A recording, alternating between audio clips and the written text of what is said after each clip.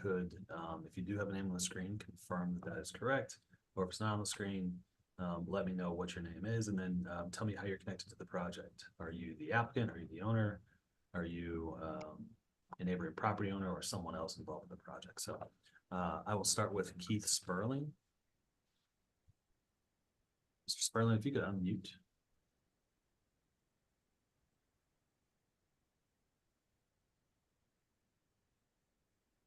Okay. That's me. I'm sorry. It's okay. I'm the founder and CEO of the Motors Brewing Company. Okay. Great. Welcome. And we have, looks like two people under the name North Shore. Yep. Hi, Jeff Doring and Larry Hatfield. I think we're technically the applicant. We're the design professional working with Motors. Got it. And is it, you said Doring, Jeff Doring? Can you spell that Yep. for me? Doering. Great. And Larry Hatfield? Correct. Yes. Spelled how it sounds. Yes. Okay, great. Welcome. All right. And then I have a Denisa Wolf. Yes. Neighboring Hi. property owner. Okay, welcome.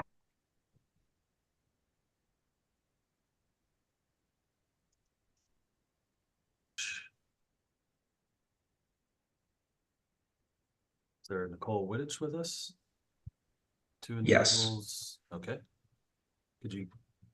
Are you planning to participate in the hearing? Yes, we are.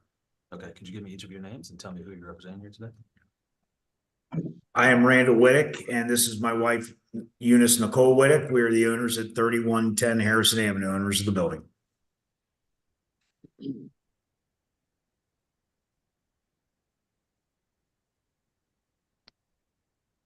Guide from the city zoning department. Welcome, Matt. Hey there.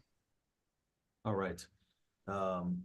Before we get started, I need to read through our hearing script. This will basically just cover the procedure for the hearing, and then we'll get into it. So this is the April 3rd, 2024 session of the zoning hearing examiner docket. My name is David Sturkey. I am the zoning and hearing examiner for the city of Cincinnati, and I'll be presiding over the hearing today. The case before us is case number ZH20240023. That's 3110 Harrison Avenue. The purpose of the hearing is to allow applicants and any potential opposing parties to testify and to offer and refute evidence and testimony. This hearing will follow the rules found in the zoning code and the supplemental rules of the zoning, the supplemental rules of the zoning hearing examiner. All testimony and evidence that an applicant or any potential opposing party wishes to offer must be presented at this hearing. The hearing will proceed as follows. The applicant, the applicant's attorney, or the applicant's agent will first present the applicant's case. So this will be the opportunity for anyone connected to the project or who is a part of this project or a part of the application to tell me about it, any background they think is important, and what the relief is that they're requesting and why they think I should grant that relief.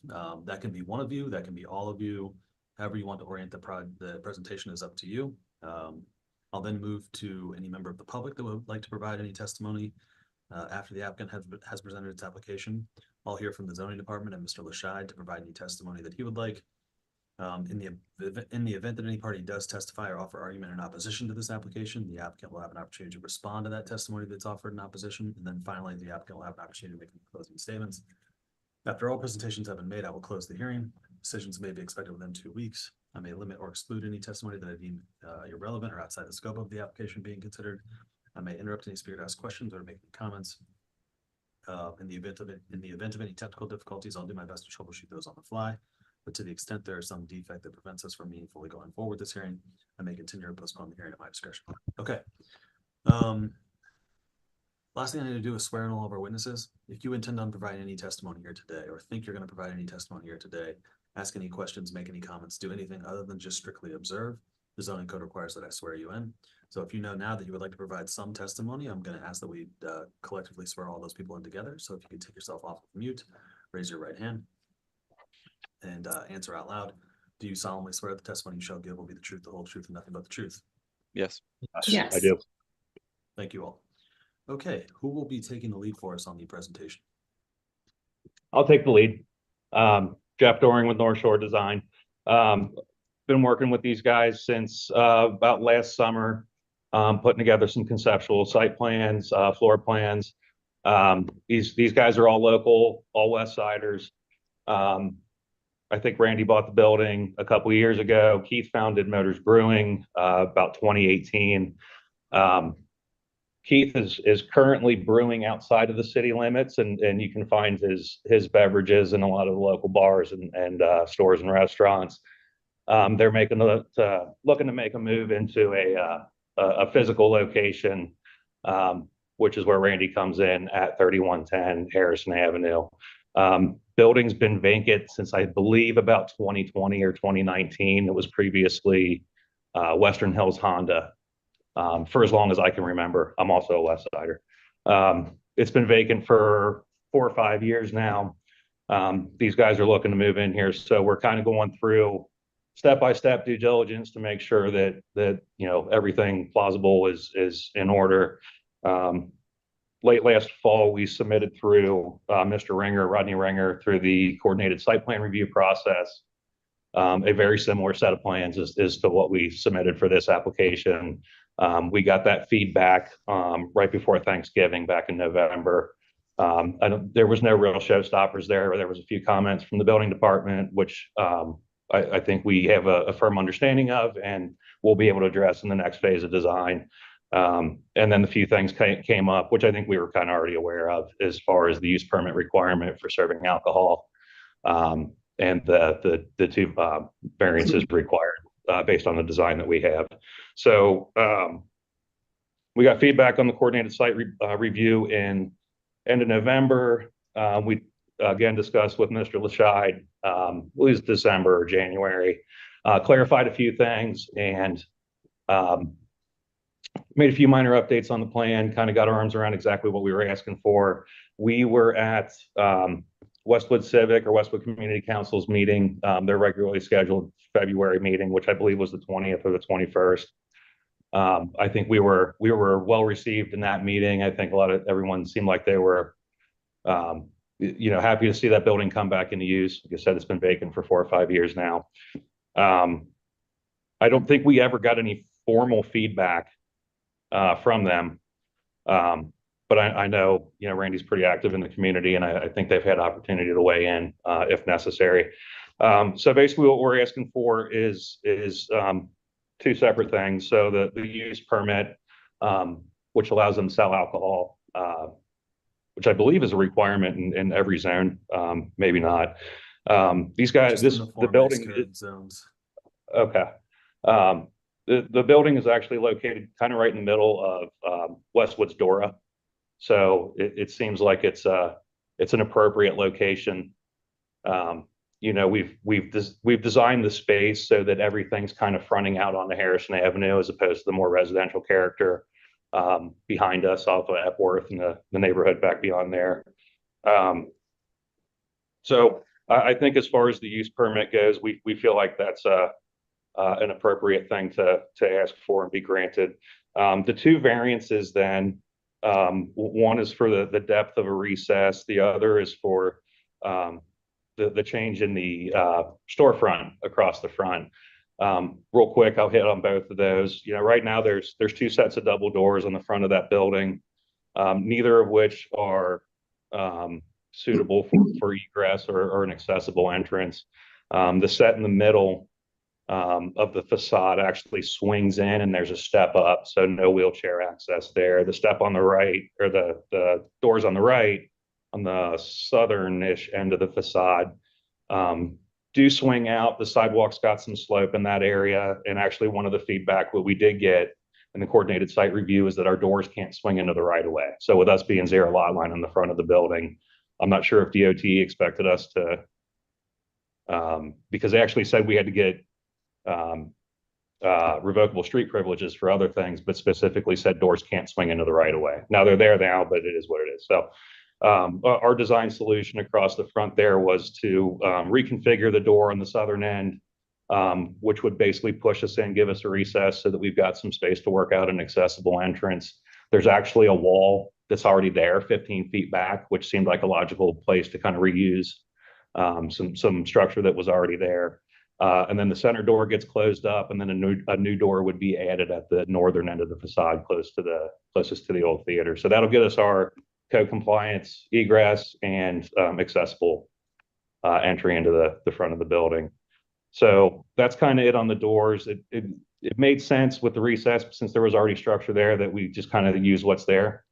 On the replacement window issue, the idea then is that the front space there would be tap room. So, tables, mixed tables and chairs.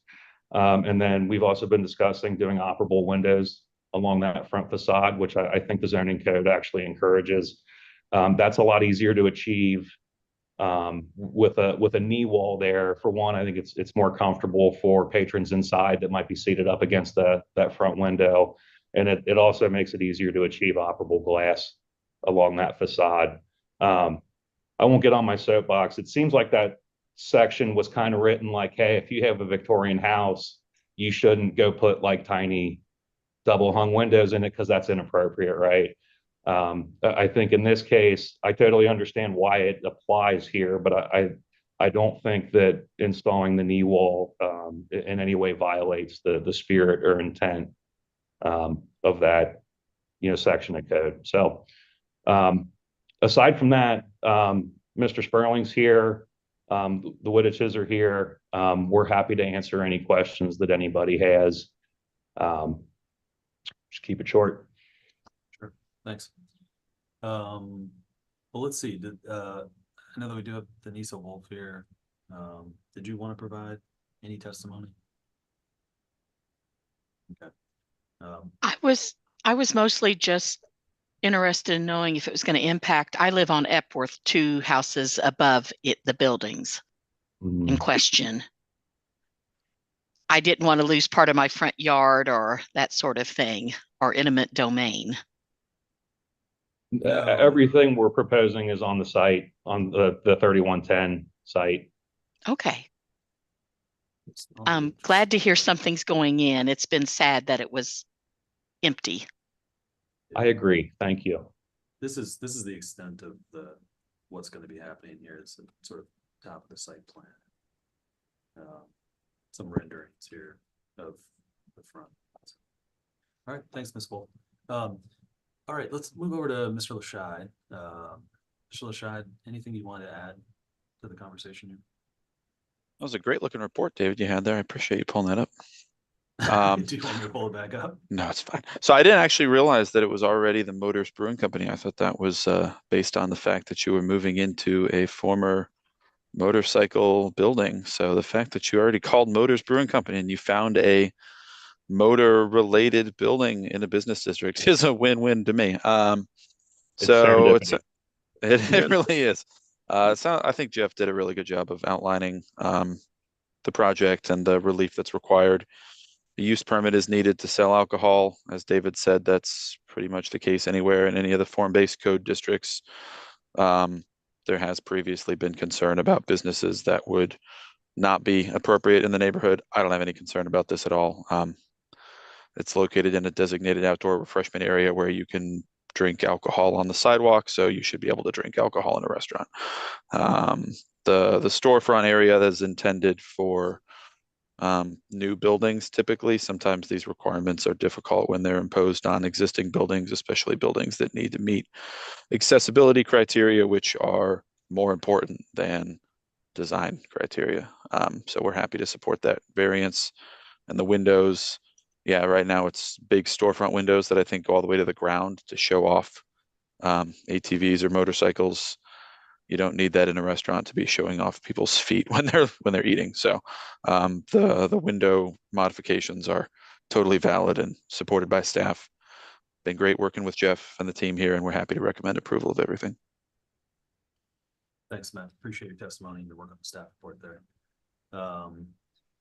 Anything in closing or otherwise from the applicant or the owner or Mr. Sperling before we adjourn? I think Jeff happy to covered answer any it. questions. Sure. I don't have any questions. I think I agree with everyone. This is a pretty straightforward application. And, you know, this is in my mind exactly why the variance process exists in the first place. The zoning code just can't apply equally to everything. And, you know, some properties and buildings just don't really work well, particularly with the form-based code. And so, you know, the idea that, as Matt put it, that you could drink out in front of this building but not inside is ludicrous. And so, again, I think that's why this process exists, though, to account for unique circumstances like this and unique hardships, which I think this does present. I think it would be impractical to strictly enforce the zoning code to this application. I'm going to approve the relief.